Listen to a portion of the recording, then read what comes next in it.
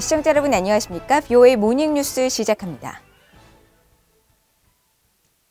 북한이 인권 문제 지적에 강하게 반발하고 있는 가운데 미국 정부는 인권 개선이 여전히 대북 정책의 최우선 과제라는 점을 재확인했습니다. 과거 북한과의 핵 협상을 주도했던 미국의 전직 관리들은 북한 인권이 개선되지 않으면 비핵화 진전에 대한 반대급부를 제공하기도 어렵다고 지적했습니다. 첫 소식 조상진 기자가 보도합니다. 최근 인권과 민주주의 증진을 우선 과제로 제시한 미국 국무부가 대북 정책의 초점을 북한 주민의 인권 개선에 맞추겠다는 의지를 거듭 강조했습니다. 국무부 대변인실 관계자는 27일 북한 비핵화와 인권 개선의 우선순위에 대한 BOA의 질문에 미국은 인권을 북한 등에 대한 외교 정책의 중심에 두는 데 전념하고 있으며 북한에 대한 전반적인 접근에서 인권을 계속 우선시할 것이라고 밝혔습니다.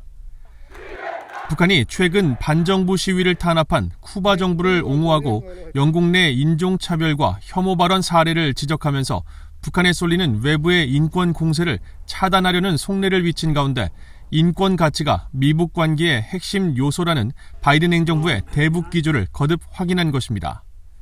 국무부 관계자는 특히 북한 정권에는 반대하더라도 북한인들의 고통을 덜어주기 위해 최선을 다해야 한다며 우리는 북한인들에게 피해를 주지 않는 방식으로 행동을 취하기 위해 노력 중이라고 말했습니다. 아울러 북한이 이를 수용하기를 희망하며 인도적 지원 제공을 목적으로 한 국제적 노력을 계속 지지한다고 밝혀 북한 정권의 통치 방식에 대한 거부감을 분명히 하면서 정권과 주민을 분리해 다루겠다는 접근법을 시사했습니다. 바이든 행정부는 출범 이후 줄곧 인권과 민주주의 증진을 미국 외교의 중심으로 둘 것이라는 점을 강조해왔으며 토니 블링컨 미국 국무장관은 지난 3월 한국 방문 당시 북한 인권 문제를 좌시하지 않을 것이라고 밝혔습니다.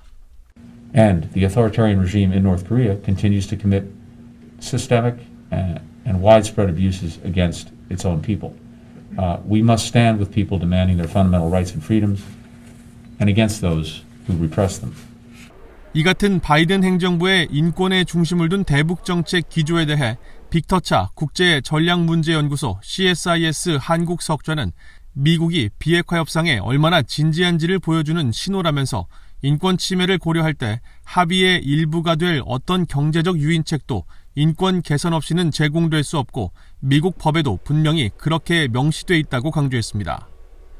조셉 디트라니 전 육자회담 미국 차석 대표도 인권은 언제나 북한과 관련한 핵심 현안이었다면서 인권의 투명성과 개선 모색은 완전하고 검증 가능한 비핵화 추진과 상호 배타적인 것이 아닌 양립하는 목표라고 지적했습니다.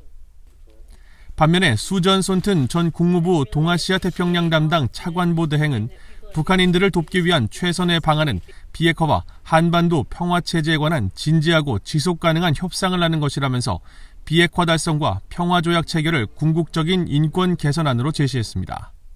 BOA 뉴스 조상진입니다. 웬디 셔먼 미국 국무부 부장관과 성킴 국무부 대북 특별대표가 한국의 최종건 외교부 1차관, 노규덕 한반도 평화교섭 본부장과 전화 협의를 갖고 한반도 현안과 미한 양국 간 협력 방안을 논의했습니다.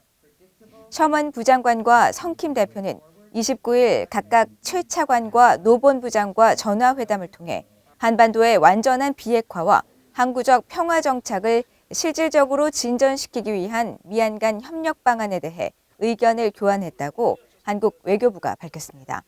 전화회담에서 한국 측은 특히 남북 간 통신 연락선 복원 이후 지속적인 대북 관여 노력이 중요하다고 강조했으며 미국 측은 연락선 복원을 좋은 진전으로 평가하면서 남북 간 대화와 관여에 대한 미국 정부의 지지 방침을 재확인한 것으로 전해졌습니다.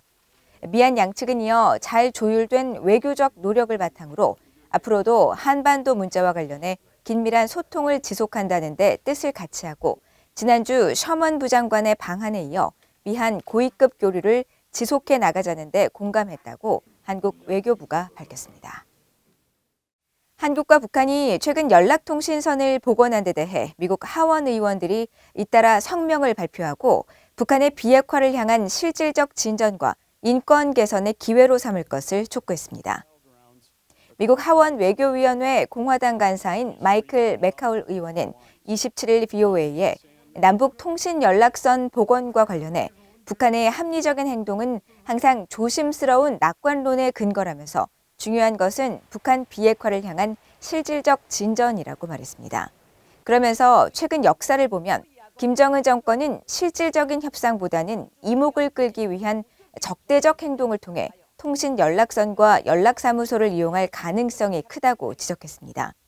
미국 공화당의 한국계 하원 의원인 영킴 의원도 자신의 사회연결망 서비스에 남북 통신 연락선 복원을 계기로 북한의 비핵화와 북한 주민의 인권 개선을 추진해야 한다면서 70여 년 전 한국인들이 자유를 위해 희생한 것처럼 북한 인권 회복을 위해 나설 때라고 강조했습니다. 또 민주당의 앤디킴 하원 의원은 VOA에 우리가 한반도의 항구적인 평화를 위해 계속 노력하는 가운데 남북 통신 연락선 복원은 고무적인 조치라고 믿는다고 말했습니다. 미국 국무부가 유엔 난민협약 채택 70주년을 맞아 곤경에 처한 탈북 난민들의 상황에 우려를 나타내고 중국 정부의 난민 보호 의무를 이행할 것을 촉구했습니다. 토마스 웨어 퀸타나 유엔 북한인권 특별보고관도 VOA에 탈북 난민에 대한 강제 송환 금지 국제 원칙이 북중 합의보다 우선이라면서 탈북민 보호를 거듭 촉구했습니다. 김영관 기자가 보도합니다. 미국 국무부는 북한의 망명 희망자들이 겪는 공경에 대해 깊이 우려한다며 중국의 탈북민 강제 북송 조치 중단을 촉구했습니다. 국무부 대변인실 관계자는 28일 유엔 난민협약 70주년을 맞아 중국 내 탈북 난민 상황에 관한 VOA의 논평 요청에 강제 북송된 탈북민들은 통상적으로 고문과 임의적 구금, 직결처형, 강제 낙태, 다른 형태의 성폭력 대상이 된다며 우리는 중국이 1951년 유엔 난민 협약과 1967년 난민 의정서 고문 방지 협약의 당사국으로서 국제 의무를 이행할 것을 계속 촉구한다고 밝혔습니다. 토마스 웨어 퀸타나 유엔 북한인권 특별보고관도 28일 VOA의 논평 요청에 중국 정부의 국제 의무 이행을 촉구했습니다. 퀸타나 보고관은 중국 정부의 유엔 난민 협약에 따른 의무 준수와 송환 시 고문에 직면할 수 있는 북한인들의 강제 북송을 하지 말 것을 계속 촉구한다면서 유엔의 강제 송환 금지 원칙을 강조했습니다. 특히 중국과 북한 간 양자 합의는 강제 송환 금지 원칙인 농-루플루망 국제 원칙을 넘어설 수 없으며 중국 정부는 70년 전 세계 모든 인류의 이익을 위해 승인된 유엔 난민 협약을 인정하고 기본적인 책임을 유지하길 희망한다고 밝혔습니다. 국무부와 킨타나 보고관의 이런 입장은 최근 중국 정부가 신종 코로나 바이러스 여파와 북한 지도부의 국경 봉쇄로 보류했던 탈북민 강제 북송을 재개했다는 내용이 일부 언론과 단체들을 통해 알려진 가운데 나왔습니다. 이런 가운데 린다 토마스 그린필드 유엔 주재 미국 대사는 28일 유엔 난민 협약 70주년을 맞아 미국 평화연구소가 주최한 대담에서 난민 보호에 대한 미국의 결의는 어느 때보다 강력하다고 강조했습니다. The United States has been the largest recipient of refugee resettlement. We've resettled more than 3.2 million refugees in the United States since about the 1980s, and we continue to be a beacon of hope for those refugees who are seeking asylum in the United States. 필리포 그란디 유엔 난민기구 최고 대표는 이날 성명에서 국제사회가 협약에 명시된 난민 보호의 핵심 원칙을 지킬 필요가 있다며 여기엔 박해를 피해 탈출한 난민이 위해나 위험 속으로 다시 보내지지 않을 권리도 포함된다고 강조했습니다.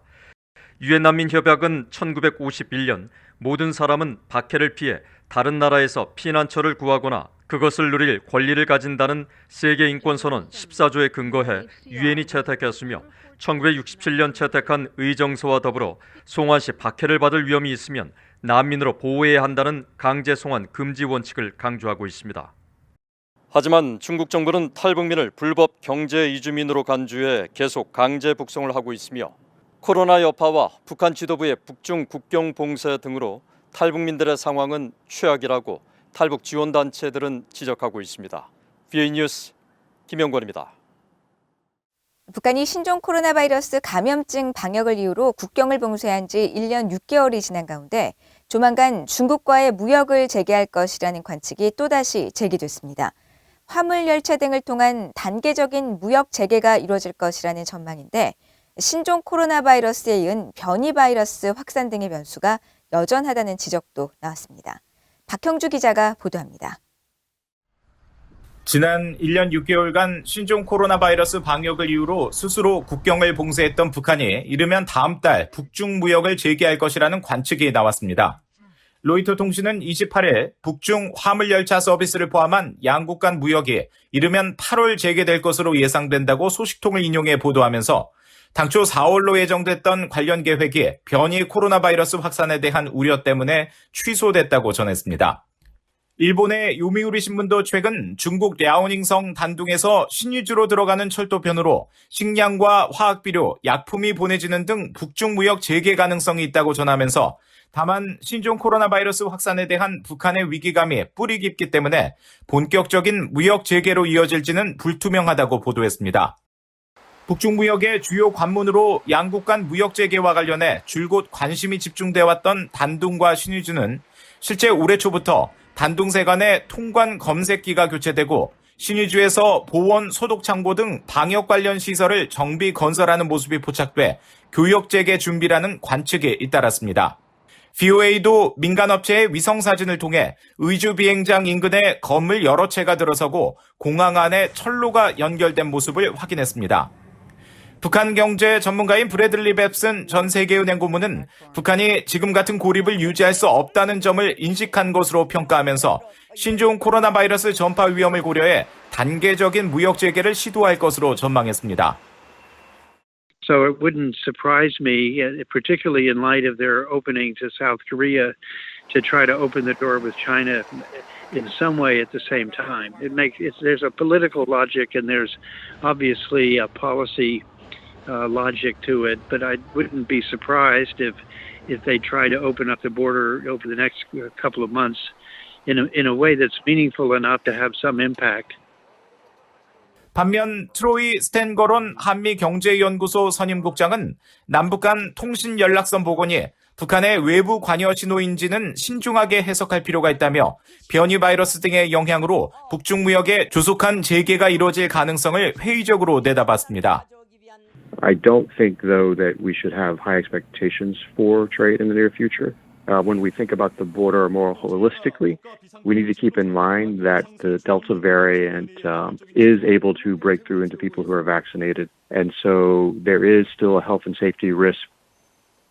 스탠거론 선임국장은 그러면서 북한이 식량 등 제재 위반이 아닌 품목들을 더 많이 수입할 수 있지만 하지 않았고 교역을 위해 방역시설을 건설하는 모습을 보였지만 진전이 없었다면서 북한 당국의 국경 봉쇄가 코로나 방역 때문이 아닌 시장 통제 등 다른 이유 때문일 수 있으며 당분간 교역에는 큰 변화는 없을 것이라고 분석했습니다. VOA 뉴스 박형주입니다. 북한의 핵과 미사일 개발에 따른 국제사회의 강력한 대북 제재 시행과 신종 코로나 바이러스 확산에 따른 북한의 국경 봉쇄 여파로 지난해 북한의 대외 무역 규모가 큰 폭으로 감소한 것으로 나타났습니다. 한국의 코트라가 30일 발표한 2020년도 북한의 대외 무역 동향 보고서에 따르면 지난해 북한의 수출은 전년 대비 약 68% 감소한 8,930만 달러를 기록했으며 수익은 약 74% 줄어든 7억 7천만 달러로 나타나 전체 대외 무역 규모는 73.4% 감소한 8억 6,300만 달러로 집계됐습니다. 북한은 특히 최대 교역국인 중국과의 교역이 75.4% 급감했고 최대 수출 품목인 철강과 시계 부품 등도 60% 이상 감소한 반면 음료와 알코올, 철강, 아연 등의 제품의 수입은 최대 170% 가까이 늘어난 것으로 나타났습니다. 코트라는 북한의 이 같은 대외 무역 급감에 대해 지난해 신종 코로나 바이러스에 따른 국경 봉쇄와 국제사회 대북 제재 여파로 대중국 교역이 감소하고 경공업 품목의 교역이 크게 둔화된 것으로 분석했습니다. 이상으로 VOA 모닝뉴스를 모두 마칩니다. 시청해주신 여러분 고맙습니다.